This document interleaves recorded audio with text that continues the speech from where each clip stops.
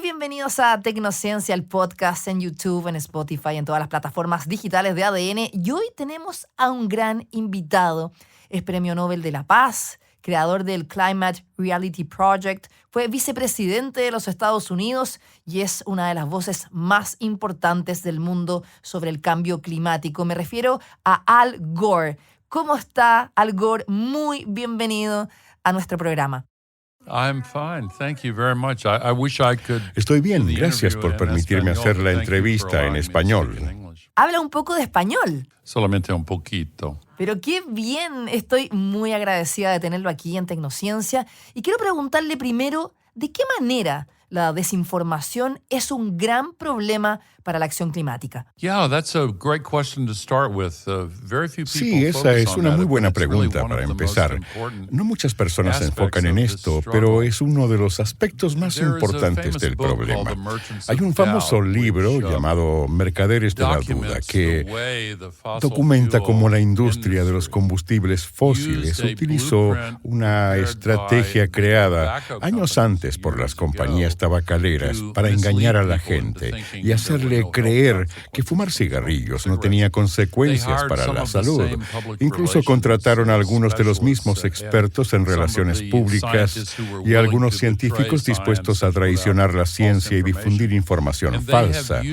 Han usado esta técnica para intentar confundir a la gente y uno de sus principales estrategas explicó claramente la razón cuando dijo: si logramos mantener a la gente confundida y mantenerla sin llegar a comprender que esto es científicamente válido, la relación entre la contaminación y las consecuencias de la crisis climática. Porque si la gente entiende la verdad, entonces tendríamos que enfrentar las leyes y regulaciones que inevitablemente vendrían después. Por eso han gastado enormes cantidades de dinero para capturar a políticos y ponerlos de su lado, para ponerlos al servicio de sus benefactores y lograr que hagan todo lo que ellos quieren. Y el dinero ya tiene una influencia excesiva en la política, especialmente en mi país. Por eso han podido utilizarlo para engañar a la gente y hacerle creer que esta no es una crisis grave, cuando en realidad es la crisis más grave que hemos enfrentado. Sí, y el problema también son las redes sociales. Muchos jóvenes consumen contenido allí y mucha desinformación existe sobre el cambio climático. ¿Qué podemos hacer al respecto? Artificial intelligence seems to be making it even Y la inteligencia artificial parece estar empeorando aún más la situación. Por eso, este es un verdadero desafío. Ahora bien, soy optimista, porque hay jóvenes muy talentosos y con grandes conocimientos tecnológicos que están desarrollando formas de combatir esta desinformación. Hay nuevos experimentos que buscan lograr que la democracia funcione como debería en el mundo digital. Todavía no se han extendido mucho en Estados Unidos, pero soy optimista, porque he visto que han logrado funcionar en otras partes del mundo. Tenemos un gran desafío. Tenemos una crisis de la evidencia científica. ¿Y cómo podemos luchar contra esto cuando en el mundo tenemos líderes que no creen en el cambio climático, tampoco creen en la acción climática, como por ejemplo Donald Trump o Javier Milei en Argentina? ¿Cómo podemos volver a creer en la evidencia científica? Yeah, another great question. And some analysts have Sí, pointed otra out excelente that pregunta. the public's trust Algunos analistas han señalado que la confianza de la ciudadanía en todas las instituciones ha disminuido. La confianza en que los gobiernos harán lo correcto la mayor parte del tiempo y en que los profesionales actuarán con integridad. Cuando yo era muy joven, la confianza de la ciudadanía era bastante alta. Eran los años posteriores a la Segunda Guerra Mundial, cuando la prosperidad parecía más fácil de alcanzar, mejoraban los niveles de vida y existía una mayor confianza en las instituciones y en los profesionales, por ejemplo, en el ámbito de la ciencia. Por eso la credibilidad era muy alta, pero hoy esa confianza ha disminuido y han surgido muchos cuestionamientos que hacen que la gente dude de que las cosas vayan por el camino correcto. La guerra de Vietnam fue un duro golpe para la confianza en el gobierno. En mi país, También lo fueron el escándalo Watergate y la invasión de Irak, basada en la premisa de que ese país era responsable de los atentados del 11 de septiembre, cuando en realidad no tuvo nada que ver. Por estas y muchas otras razones, creo que la confianza en la autoridad, venga de donde venga, incluida la ciencia, ha disminuido con el paso de los años. Así es. ¿Y cómo pueden los ciudadanos, las ciudadanas empoderarse para alzar su voz con esta información y decirle a más personas que la ciencia es importante y que debemos confiar en ella? Sí, mi tradición religiosa enseña una frase muy conocida: conocerán la verdad y la verdad los hará libres. Y creo que en el ámbito de la ciencia climática contamos con una defensora muy poderosa y convincente que realmente está marcando la diferencia, la madre naturaleza. Porque hoy las personas pueden comprobar con sus propios ojos que las predicciones hechas por los científicos hace años, lamentablemente, resultaron ser absolutamente correctas. Y ahora escucho todo el tiempo a personas que dicen, ellos advirtieron esto y aquello. Antes no les creía, pero ahora lo veo suceder todas las noches en las noticias de la televisión. Las noticias de la televisión parecen una caminata por el apocalipsis. Vemos inundaciones, sequías, el aumento del nivel del mar, tormentas cada vez más intensas, incendios, refugiados climáticos y todo lo demás. Y ahora la gente está comprendiendo que los científicos tenían razón. Precisamente porque sus predicciones de hace años fueron tan acertadas. Hoy deberíamos prestar mucha más atención a lo que están advirtiendo. Nos dicen que mientras sigamos utilizando la atmósfera como una alcantarilla a cielo abierto, esta crisis continuará empeorando. ¿Debemos tener esperanza o tal vez estamos en un punto de no retorno? No, no lo creo. Soy muy optimista. De hecho, hoy soy más optimista que hace 20 años. Puede parecer contradictorio porque la crisis ha empeorado, pero también ha cambiado algo más. Hemos presenciado un desarrollo casi milagroso de la energía solar y la energía eólica. También hemos visto grandes avances en baterías y vehículos eléctricos, y ahora el acero verde se está desarrollando con mucha fuerza. Chile ha desempeñado un papel importante al mostrarle al mundo que una economía emergente puede convertirse en líder en el desarrollo exitoso de la energía solar. Chile cuenta con el desierto de Atacama, que tiene el mayor potencial de radiación solar de cualquier lugar del mundo. Además, ahora está construyendo una extensa línea de transmisión de alta capacidad desde Atacama hacia el sur hasta Santiago, y en el extremo sur posee algunos de los mejores recursos eólicos. Todavía está en etapa de planificación y la planta aún no se ha desarrollado, pero es posible hacerlo. Chile podría cubrir varias veces todas sus necesidades energéticas únicamente con energía solar, eólica y baterías, y además exportar energía limpia a otros países de Sudamérica. Los empleos que se están creando son 3 veces más numerosos por cada unidad de dinero invertida en comparación con los combustibles fósiles. También tendremos un aire más limpio, porque cuando quemamos combustibles fósiles no solo provocamos la crisis climática, sino también una contaminación del aire que enferma a las personas. Santiago ha sufrido una sequía prolongada y hoy registra niveles de contaminación 6 veces superiores al estándar seguro de la Organización Mundial de la Salud. Pero eso puede resolverse si dejamos atrás los combustibles fósiles. Mr. Al Gore, a medida que los países debaten sobre el crecimiento económico, la seguridad energética y la acción climática, ¿cómo se ve el verdadero realismo climático en la práctica? Well, in practice, first of all, 3 times as many jobs are created. Bueno, en la práctica, para empezar, por cada dólar invertido en energía solar y eólica, se crean 3 veces más empleos que por cada dólar invertido en combustibles fósiles. El desafío macroeconómico puede resolverse de manera razonable. Le doy un ejemplo. La balanza de pagos de Chile se ve muy afectada porque el 98% del petróleo que utiliza debe importarse. Gran parte de ese petróleo pasa por el estrecho de Hormuz, donde los enfrentamientos se han reanudado. Pero en realidad, todo ese petróleo puede sustituirse por energía solar, eólica y baterías. No es necesario seguir dependiendo de él. Por eso, un enfoque realista para impulsar el progreso económico debería llevarnos a acelerar las inversiones en energías renovables. Permítame darle un ejemplo de mi país. Los 2 empleos que más rápidamente están creciendo en Estados Unidos son, en primer lugar, instalador de paneles solares y, en segundo lugar, técnico de turbinas eólicas. Esos son los 2 trabajos de mayor crecimiento y los salarios que reciben quienes trabajan en los sectores verdes son más altos que los pagados en el antiguo, sucio y contaminante sector de los combustibles fósiles. Por eso, un enfoque realista del progreso económico debería llevarnos a acelerar la transición desde los combustibles fósiles hacia la energía limpia. ¿Se pueden detener los combustibles fósiles tal vez en las próximas décadas? ¿Cómo ve usted el progreso de detener todos los combustibles fósiles y tener más energía limpia? Well, to continue on the theme of realism, Bueno, siguiendo con la idea del realismo, no es realista eliminar todos los combustibles fósiles en 10 años, porque todavía dependemos demasiado de ellos. Tendrán que ir abandonándose de manera gradual.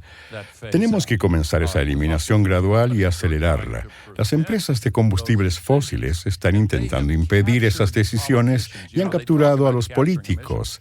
Hablan mucho de capturar emisiones, pero son mucho más eficaces capturando políticos que capturando emisiones.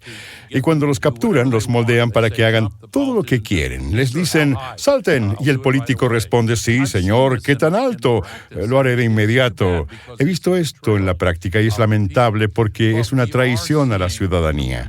Pero estamos viendo avances extraordinarios y desde que comenzó la guerra en Irán, que trágicamente ha vuelto a intensificarse, hemos visto a países de todo el mundo realizar anuncios muy contundentes y aplicar cambios profundos en sus políticas. Y algunos de ellos lo han dicho abiertamente.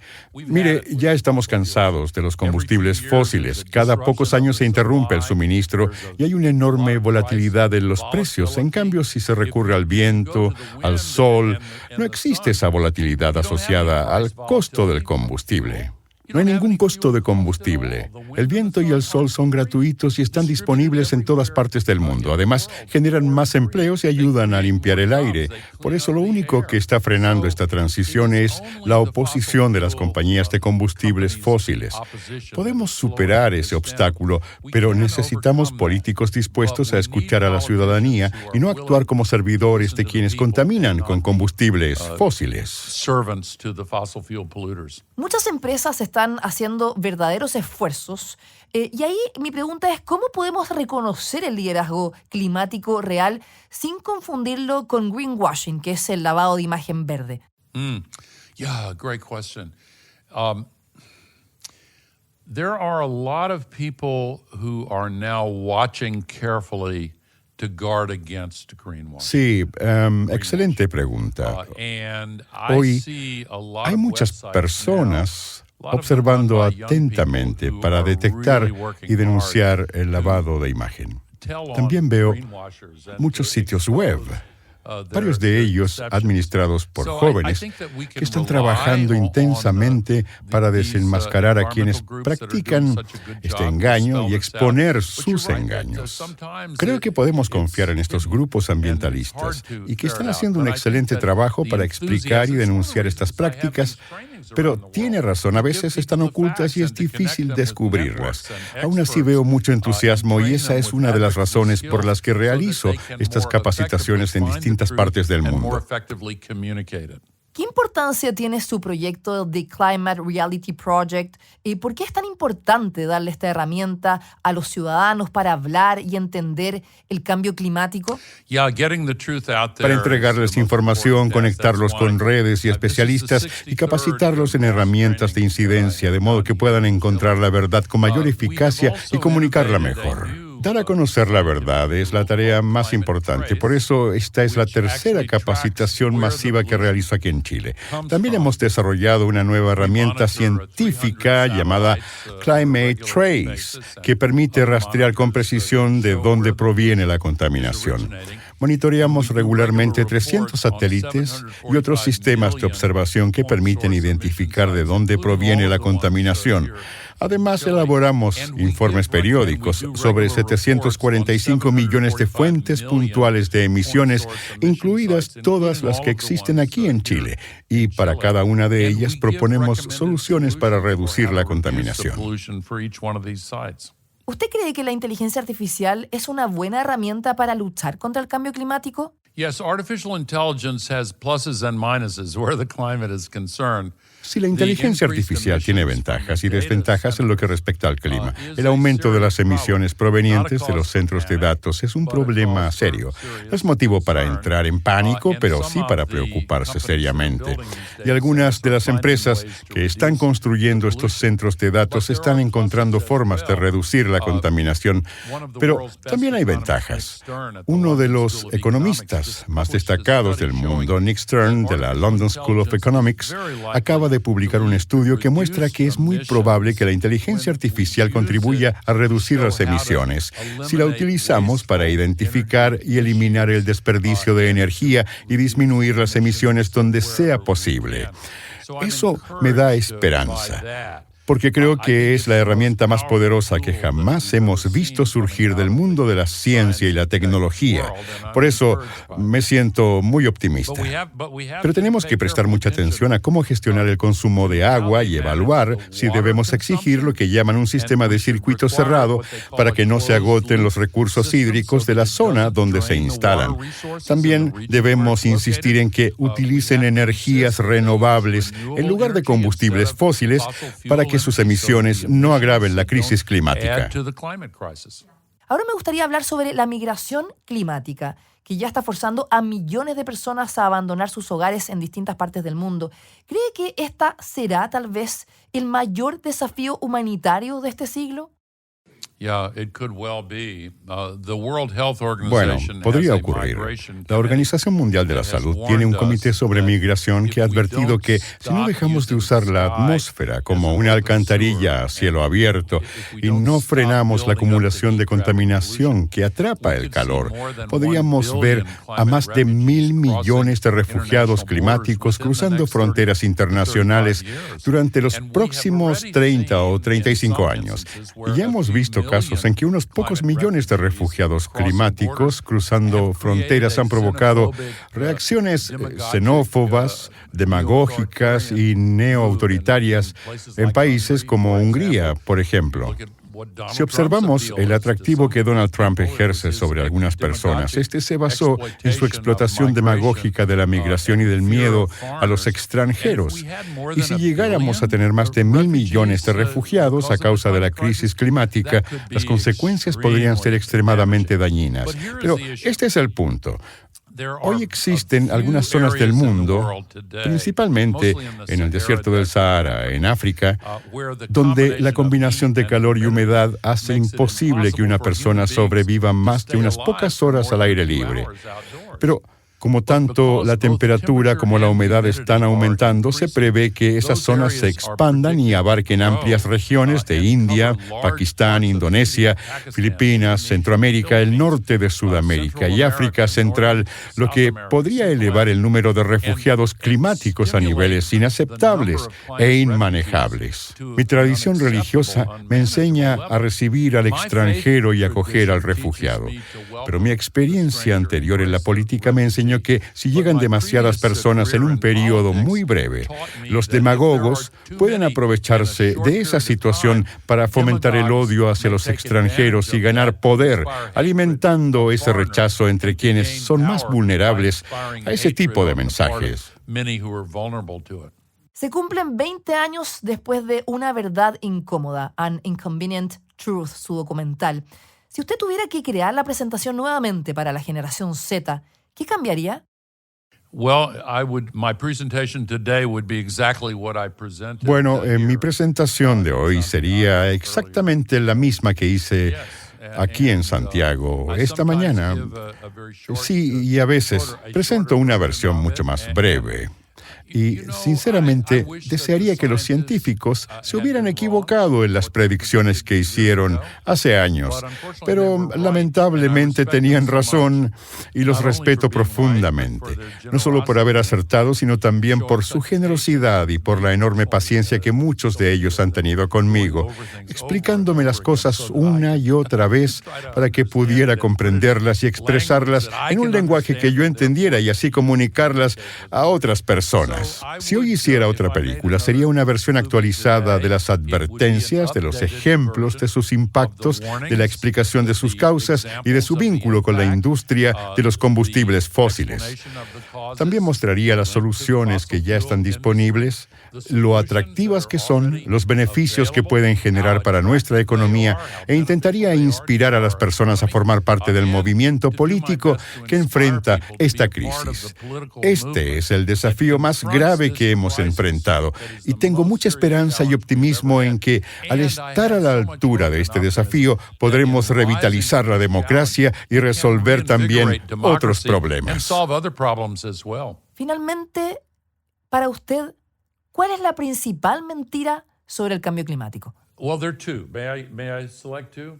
One is that it's somehow Bueno, hay dos. ¿Puedo elegir dos?